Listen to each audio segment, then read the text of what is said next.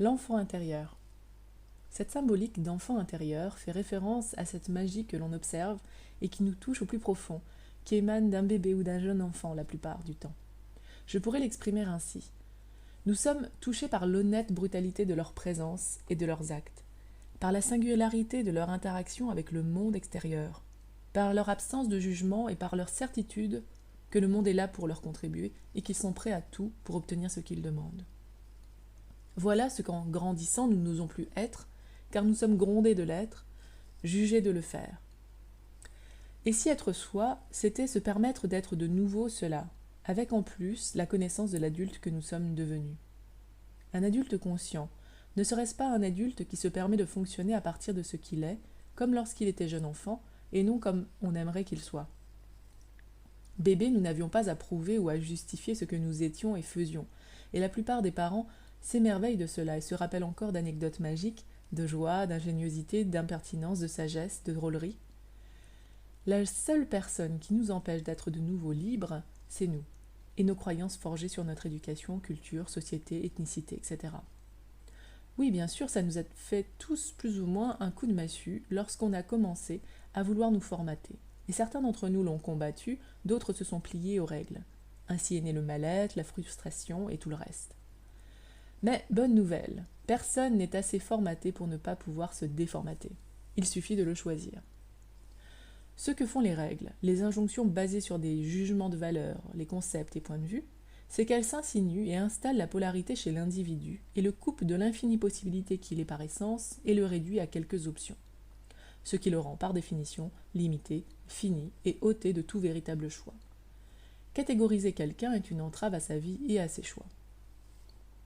Le système est vicieux, car assez rapidement la personne n'a plus besoin que les injonctions viennent de l'extérieur. Elle finit par créer elle-même ses limitations et les nourrit en permanence si elle ne s'en rend pas compte. Comme je l'ai déjà abordé auparavant, toutes sortes de peurs maintiennent ce système automatique en place.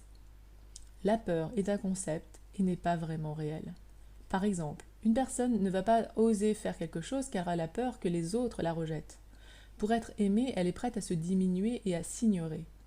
Tout cela est basé sur ses croyances de ce qui est aimable et de ce qui ne l'est pas. Certainement lié à un trauma, à des injonctions extérieures, mais c'est également de la conscience utilisée dans ce cas contre elle. C'est ce dernier point qui est intéressant dans le processus de reconnexion à l'enfant intérieur. Qu'est-ce que cette personne sait? De quoi est-elle consciente qu'elle ne reconnaît pas pour ce que c'est, vraiment, et le retourne contre elle comme une arme? Si je poursuis l'analogie, c'est à une mort lente que l'on nous se prédestine si on ne choisit pas de se réveiller. Bonne nouvelle, comme tout système, il peut être piraté. Toute l'énergie que l'on met à se nuire, nous pouvons l'utiliser à sortir de la polarité bien pensante, quel que soit le système de pensée que nous avons choisi de suivre, plus ou moins inconsciemment, qui nous maintient dans la limitation, c'est-à-dire le déni de l'essence de soi. Comment? Tout d'abord, s'en rendre compte, et puis dissiper ce qui maintient le système automatique en place par n'importe quel moyen qui fonctionne pour vous et aussi longtemps que nécessaire. Les outils ne manquent pas.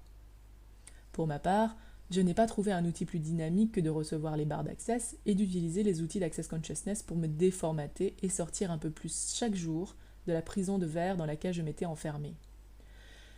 J'ai la joie maintenant de choisir chaque jour de vivre un peu plus libre et d'aimer plus que jamais la différence que je suis et que sont les autres, et de voir ce qu'il est possible de créer sur la Terre, chacun à sa façon et pour tous.